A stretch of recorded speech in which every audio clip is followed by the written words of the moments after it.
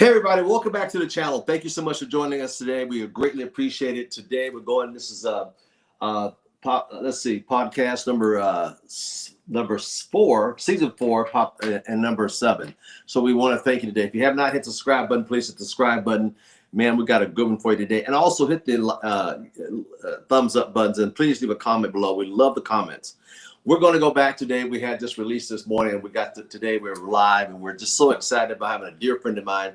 We were just talking a few minutes ago before we got the podcast going here, how we've been knowing each other for 29 years, and we're going back a little bit. Ladies and gentlemen, my guest is a dear friend of mine, going back to Dallas, Texas, which is still rooted there and grinding and doing a great job. My dear friend, Mr. Mr. Scott Pospichal. Sir, are you there? You know, Al, you kill my name all the time, but it's okay, brother, because you at least just say it, right? And most of my life, people had said popsicle, but it's Pospichal. But Al, coming from you, you made it sound smooth, so I'm good. Hey, I'm working on it. Trust me, I try to work on it. Man, it's been 29 years. Yeah, Al, it's been that long since I saw you run down the runway and jump up on the stage in Orlando, Florida, and go, woohoo! It was the presidential wave, and I had been in Excel for 6 months, and I said, man, I want to be like him. Oh my God! Yeah, never forget it. No, man, you've been a dear friend. Always smiling, always upbeat, always there. I can never remember a time when you were not smiling and didn't have any. You always had everything positive to say about everybody. And that's one of the qualities of life that I wish a lot of people about, because you've been a dear friend and always been upbeat. And I really appreciate it about you, man. And every time I call you there. So I appreciate you. Al, I follow your lead. I mean, it's true. You know, it was so funny when Susie found out I was going to be on your podcast. She goes, Al, from Las Vegas? And I said, how's she doing? It's Al from Las Vegas. How's Susie doing? She's amazing. I mean, you know, the best part of my life. Yeah. Well, you know what? You deserve it, man. You deserve it. So tell everybody what a little bit you're up to now. I know you're coaching again. You've been coaching. You know, Al, it's in my blood, and I'm back coaching in the Nike EYBL. We call it the NBA for kids. And I coach. My boss is a very, very big name in network marketing, is Terry LaCour.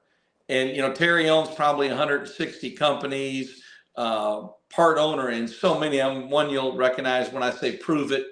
You know, he's out there just ripping and running. He's the back office. So when he and I met and the basketball got brought up, it was, you know, he's the perfect guy to work for if you're coaching basketball, because he's a network marketer and he loves network marketing.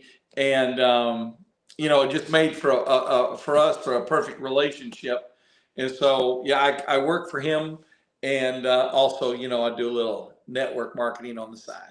I know you do. I see you. I see you out there doing it on the side. What did Terry McCoy do to make his billions? You know, Terry network marketing. He started as a network marketer, and then also, you know, he's the back end. He's the guy that you tell him what product you want. He gets the doctors, they make it, and I can't believe my did that right there. It doesn't matter.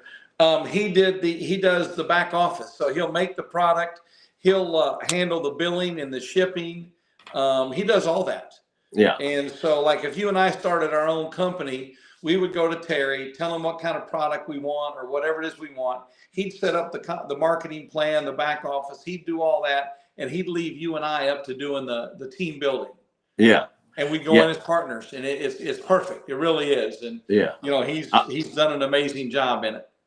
The reason why I brought that up, because I want people out there around the world to know that network marketers, a lot of people starting network marketing, springboarding in real estate, springboarding in other investments, springboarding in IPOs and other kind of things. But it all starts with a foundation in network marketing. And that's what I wanted people to grasp. So that's why I asked that question. So now you meet people. You know, you're out there building relationships, and life, as we know, is about relationships. It's you know, I wish it was based off smart. I'm glad it's not based off smarts. You know, it's more about who you know than what you know. And you know, you go around, you start treating people well, and you know, it's a gift to be able to make people feel better. It's a gift to be able to make them feel important. And you can have a lot of success in life doing that. Yes, you can. So now you were Terry McCoy, and now you're flying around on his you're still doing private jets then? Yeah, Flying around. yeah. Huh? Al, it's funny you say that because, all right, understand, before I ever got into networking, I'm a junior college basketball coach making, $36,000 a year. I mean, not making much of anything, right? And then you say, well, you're still flying around on private jets.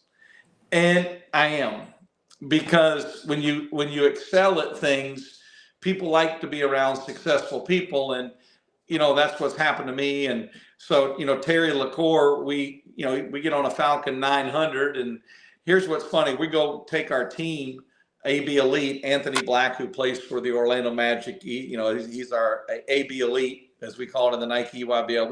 We take off on the Falcon 900 out of McKinney, Texas, and land in Ruston, Louisiana. And we pick up Darren Ford, his mom, and his little brother.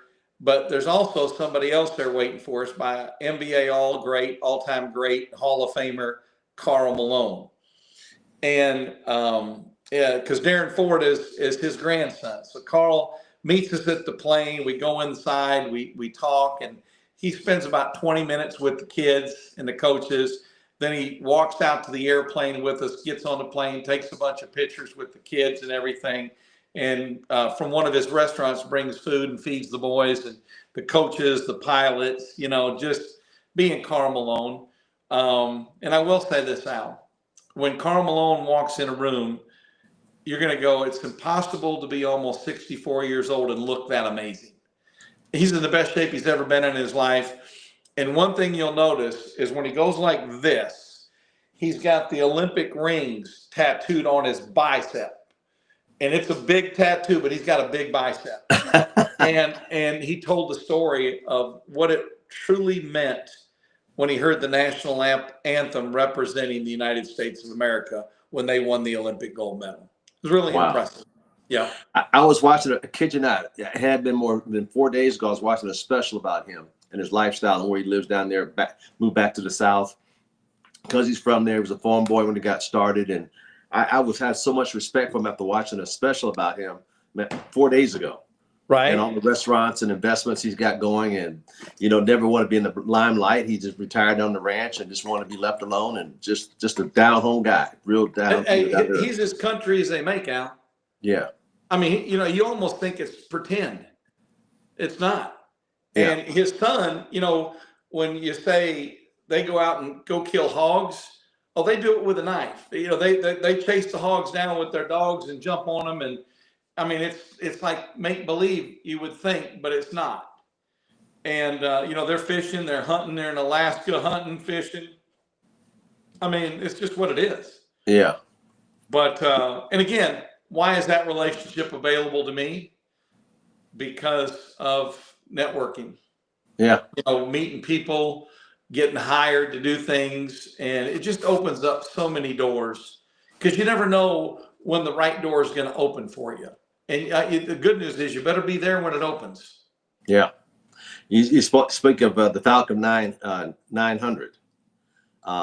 I was just thinking about today, another gentleman we know I think he's a Falcon 9. Joe Mitchell's birthday was today. He's 75. Joe is 75 years old. Yes, Boy, sir. you talk about an overachiever, right? He married his high school sweetheart, and they're just good people. Yeah. I mean, think about it. Joe Mitchell. We fly private, and then there was Kenny Trout, and we used to fly private. Yeah. And when I was coaching for him, hell, we were flying on the Dallas Mavericks jet. Yeah. Yeah. It's too good to be true, right? No, it's not, but it is awful good. It is. I want our listeners to know around the world that anything is possible, guys. I don't care if you're in India, UK, Japan. I don't care where you're calling in from today. Anything is possible. And like Scott said, it's just through building the relationships. So I've been on Joe Mitchell's jet, been Kenny's, and I mean, we've had a really good life. We've really seen some things, and I appreciate it. Birds of a feather flock together. So the private scene is so amazing. And I hope and inspire all you out there, that you too could probably get there one day if you it's all about connections. So tell us about the team. So you get the team going and. Yeah. Al, it doesn't have to be your jet to enjoy it. That's right. I mean, it's just having, being successful enough to be with those that are really successful to involve you. Our basketball team that I coach now, and, I've been blessed in the basketball world. And, I've coached, some of you might know the name Julius Randle, who plays for the Minnesota Timberwolves, the 3-time All-Star. Julius played for me from the 5th grade until he graduated high school. So I literally step by step walk with Julius Randle, his mom, Carolyn. And then Cade Cunningham, and Julius was the 7th pick in the first round. Cade was the 1st pick in the first round, plays for Detroit. Cade played for me from the 3rd, 4th, 5th, 6th, took the 7th or the 8th off, came back and played, the 9th. And then I retired from coaching. I've retired 2 times or 3 times? 3 times, I think, 3 times. And I just keep getting, as they say in the movie Scarface, or how they keep sucking me back in. Bring me back in. Godfather. Yeah, they do. And, I have good energy. It keeps me young. It keeps me viable. It gives me something, like I said, I'm blessed with an amazing family, a beautiful wife that I love more than I've ever loved anybody in my life before. And I believe she loves me like that. So it makes for a really, really good relationship. And then like I said, I coach guys that are going to be Power 5 Division I players. And, maybe 3 of them, potentially, maybe 4 could go and play at the next level. There'll be 6 that'll play at the next level, maybe 7. And what I mean by that, there'll be of the 9 kids, we'll find a spot for all 9 in college. But when I say the next level after that, there's probably going to be 7 of them, maybe 8 of them that could play some level of professional basketball if they choose to, whether it's overseas or here. And the guidance we get with Terry LaCour and Jennifer Black, who was Anthony Black's mother, who set this together, put it in play for all of us. It's a winning team for sure. Yeah. I remember you said you retired. I remember you retired from basketball and Kenny asked you to come back and coach this team. Well, I mean, if Kenny Trout calls and asks you to do something, what are you going to do? You're going to do it. I mean, literally, what's funny? I'll never forget. It was a Wednesday and I'm on the phone with Kenny Trout. And this is back in the day that if Kenny called, you pulled over.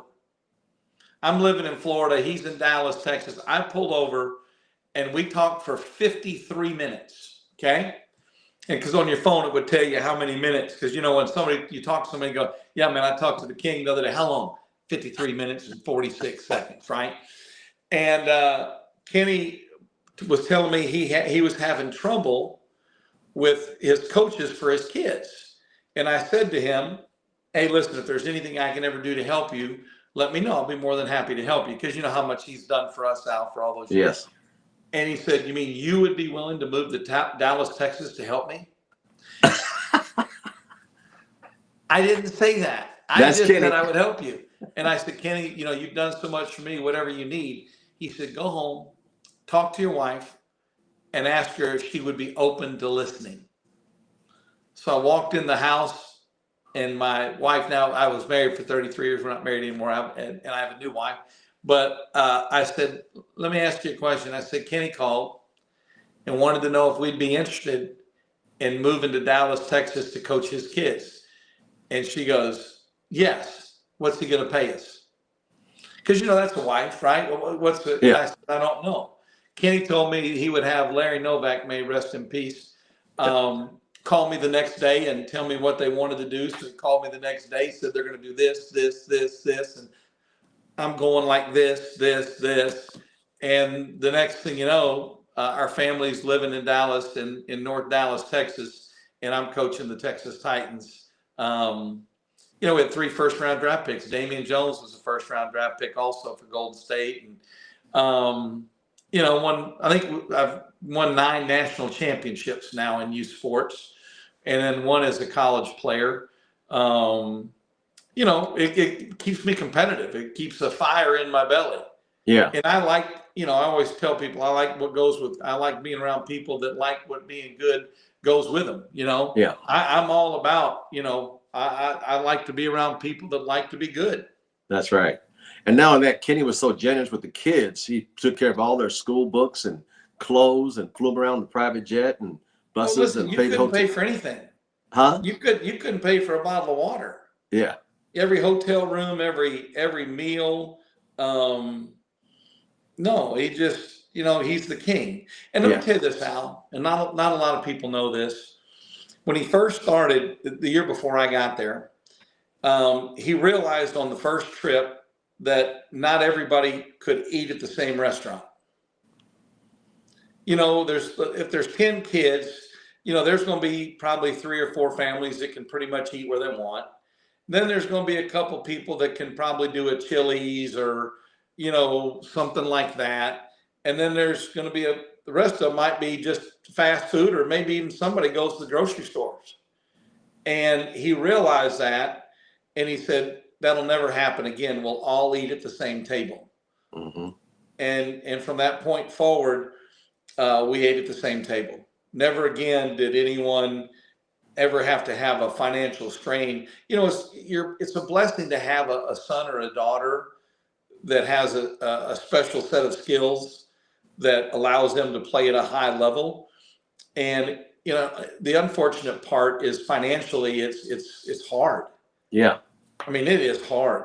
And so Kenny saw that, and like Terry LaCour, they see the same things, and they go, no, we're going to sit at the same table. Yeah. We're going to order off the same menu. You know, we're going to travel. We're going to stay in the same hotel.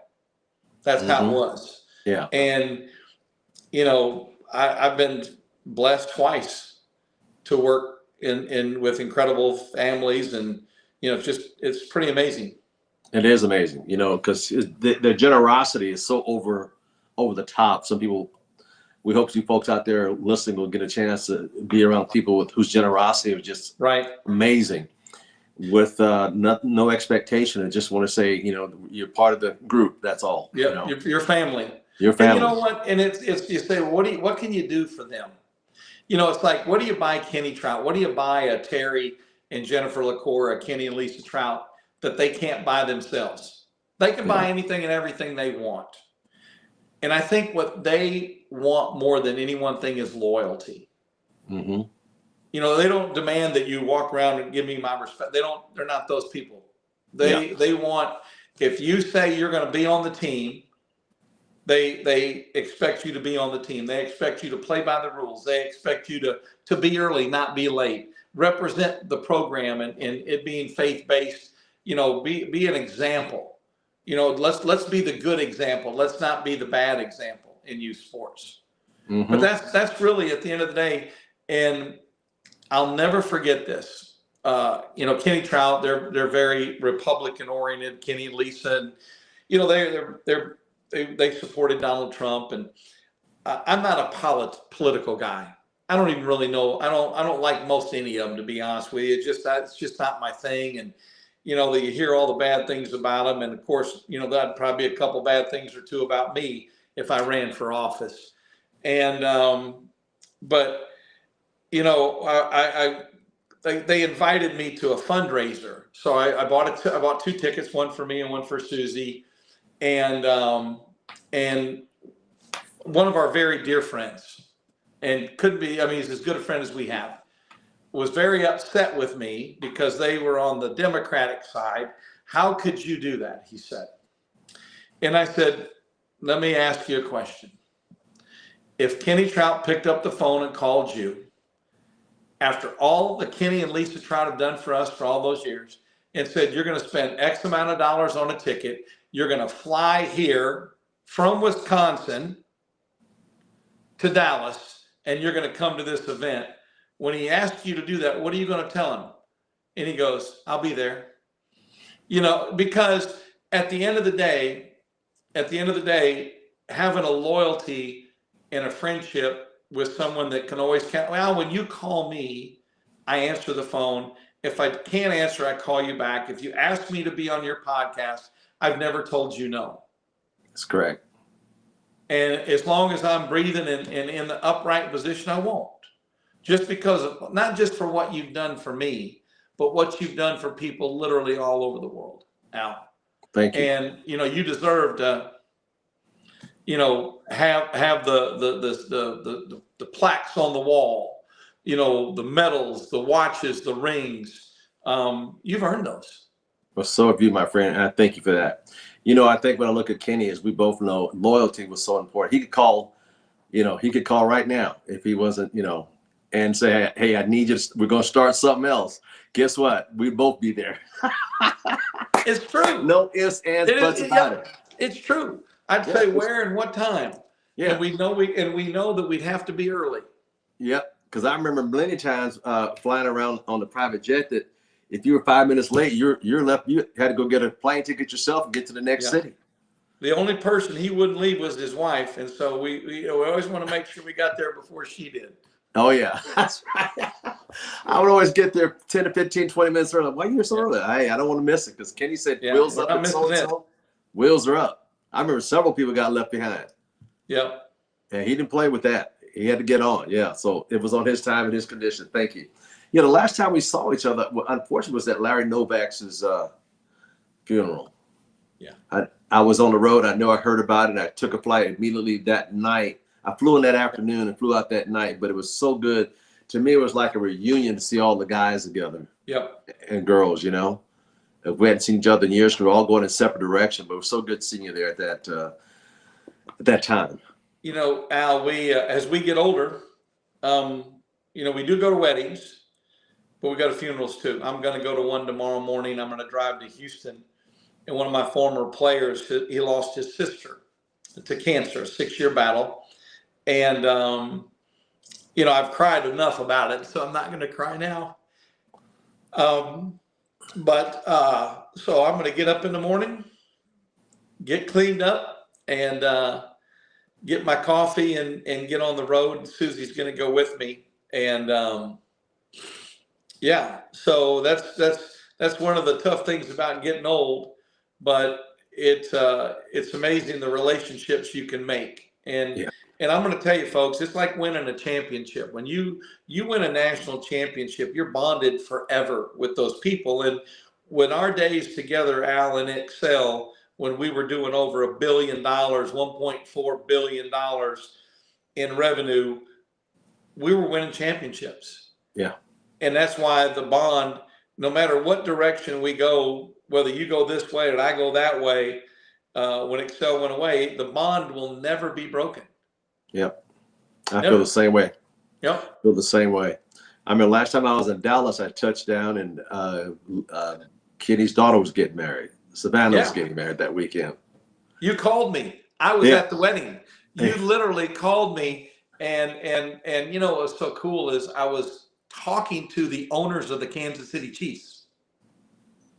Literally, the Hunt family, they were here talking to me, and I looked at my phone and it was you, so I answered it. I mean, the Hunt family don't know me, but I know Al Thomas. Well, that gives us some swag now. I'm a little bit better than the Hunt than what takes precedence over the Hunt family. Yeah. Wow. I bet it was amazing. I mean, and when Grant got married a couple of years before that, if there was a shortage of white roses, I knew where they all were. It was a multi-million-dollar wedding. And in Savannah's wedding, the shrimp looked like lobsters, miniature lobsters in your hand. And one of my daughters always goes, "Daddy, what was the food like?" I mean, they had the crabs broken open and appetizer. I mean, it was insane. Yeah. It was we call it one of those, their life events. Yeah. And now Preston's going to get married, and in July, or June or July, I think it's June maybe. And Grace goes, "You always get invited." And I said, "Don't worry, Grace, I will get invited, and I will tell you about the food." The food. Because Well, when it comes to great people like that, I remember when Lisa hit 50, he had George Strait play. Wasn't that the best? Yes. Huh? George Strait played at her birthday party. Private. He was. Yeah, It was private. George Strait, and I think that cost. It might have cost Kenny $1 million to do that, just to have him show up. Yeah, But I was there. My wife, yeah, we were there. Yeah. yeah. And I'm like, and I think, George Strait, them girls in Dallas like George Strait. Oh yeah, they do. I remember when Kenny got married. I was going on a cruise the next day, but I remember I had to be there for that wedding downtown Dallas. Wow. There, I Yeah, still see, remember. that was before my time out. Yeah. Well, listen. What do you plan on? How's the team shaping up this year? What is it looking like for your team this year? Al, last year we were 46-7. Mm-hmm. We made it to the Peach Jam, and then at the Peach Jam, the top 20 teams that are there, 24 teams that are there, you have to make it to the Elite Eight. We made it to the Elite Eight and lost in a tough game, but we suffered 3 injuries, and I only carried 9 players, and all two of the injuries were starters. One was my leading scorer, the other was the third leading scorer, and then our backup big. And so we really, just basically ran out of gas. And we couldn't do much about it, but I was really proud. They also won the AAU National Championship in Orlando the week before we did that. So, it was a great year. And this year I'm anticipating us to even be better. I really am. Yeah. I got high hopes, and we're going to replace one of our players who's left and gone to, we don't know where yet, but the 2 people, 3 people we're talking to are all elite level perimeter players that will make a big difference in our program. That's awesome. As a coach, as a basketball coach, and as a coach, period, coach in life, coach off the court, coach on the court, coach in life, what are the 3 top things you would give people that are listening today takes to get to the top of the industry of anything? Fundamentals. I mean, you can never replace a work ethic. Okay. You can't. And you've got to work at it, and it's got to be something that you're capable of doing every day. Because and I remember hearing Kobe talk about this years ago when he said, if Al, you're ahead of me right now, but if you're only putting in 10 hours a week, if I start putting in 30, 40, 50 hours a week, eventually I'm going to catch you and pass you. And so having that work ethic matters. Number 2, I do believe it's how you treat people. Nobody likes a rear end. Okay. And I do think it's how you deal with the people around you, what kind of teammates you are, what kind of friends you are. Be the friend you would want to have. Be the teammate you would want to have. Be that teammate, right? And the third thing is, like if you're dealing in a physical sport, you've got to condition. The difference between good players and great players is great players don't get tired. You really have to condition yourself to where you can fight through anything. I just think that matters. And in a business, they always say when you get up, make sure you have a plan before you go to bed when you get up. Know what you're going to do the next day. Now, you have to be able to change. You have to be able to adjust. Game plans are nothing more than a plan. And those that can adjust better than the other people will probably win, especially in coaching. Wow. Before we close out, what advice would you give people who are young people out there that are looking to get in the basketball industry or just becoming the best they could be? Because I love what you just said a minute ago, but in closing remarks, what would you say to people out there who are just on the edge of not sure what they want to do? What would you say to those people out there listening today or got discouraged? Hell, life's full of discouraging things.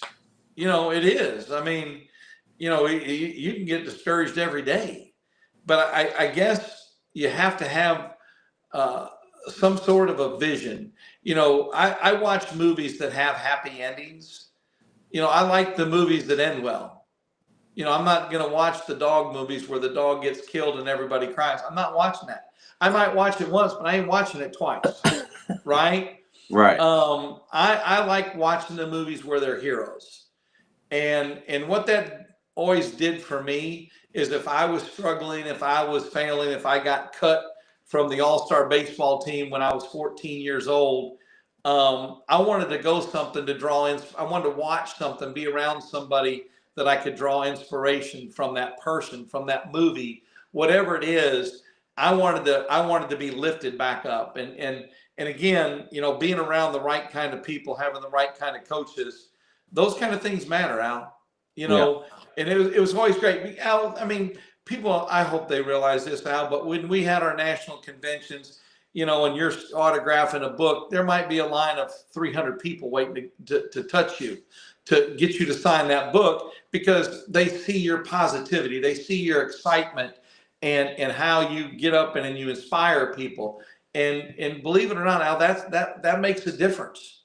Yeah. It makes a difference. Instead of being around that bad neighbor or the friend that always is complaining, when I talk to people that complain all the time and I say, hey, listen, before you come over here, I need to know first, give me something good that's happened to you, or I need something positive before you come over here and say anything else. And what will happen is that person will stop coming over and talk to me because I don't want to hear that negativity, or they'll come over and start being a little bit more upbeat. There you But go. if you're letting people complain to you all the time, shame on you. There you go. Scott, give me 3 people that had a big influence, or 4 or 5 people could be, over your life. I have what's called a Mount Pospichal, like there's Mount Rushmore. And I had a lady do a painting. And the first one, my dad is the most influential person ever in my life. But my dad's picture is in the clouds, and this is how she did it. And it's looking down on Mount Pospichal. And the first person there is Hal Whistles, my college basketball coach. And who just recently passed away. Another name is Dr. Bill Campion, who recently passed away. Dr. Campion is the person that introduced me to Excel. And then there's Kenny Trout on my Mount Pospichal. And those are all three of those people impacted the world. They made the world a better place. They made Scott Pospichal's life better. And the fourth one was a young man that introduced me to a company that we did really well in, younger than me, Andy McWilliams. And, you know, where I was at a point in my life, he opened a door for me and allowed me to do some great things. But it's Mount Pospichal. And so when I look at that, I look at my Little League football coach, Charlie Johnson. I'm 11 years old, and he's going, hit somebody's Pospichal. If I'm lying, I'm dying. When I go back to Auburndale, I still go visit him. Wow. Wow. And I know two of the 4. Yeah. Wow. Well, listen, my friend, I want to thank my dear friend, Scott Pospichal. You were close. You were close. Huh? You were close. Yeah. Here's how you say it. Say pickle and put pos in front of pickle. Pospichal. Pospichal. Yeah. Pickle. I was getting coached on that by Mr. Clemens earlier. All right. Man, I just want to say thank you for the 29 years. We're closing in on 30 years, which is three decades of friendship and love and friendship. And I want to thank you, and I want to tell Susie, thank you so much for allowing you to take time out of her evening to be on here with us. This call is going around the globe, and we thank you for being on here. We'd like to thank the people. Let's see, we got people on from London, England. We got Iraq, and we got Pakistan, and Japan and China. Thank you so much. And the United States, and a few people from Mexico. We want to thank you, my friend, for being on here, for sharing some insight And ladies and gentlemen, we're talking about a little bit of the past, but the present is you can do these things too, and you still have time to be great in whatever you're doing out there. And the possibilities is endless. But all you have to do, like he said, is go to work and surround yourself with successful people and watch what happens in your life. Sir, thank you so much. We appreciate you so much. Everybody around the world, take care. God bless. We'll see you soon. Love ya. Thank you.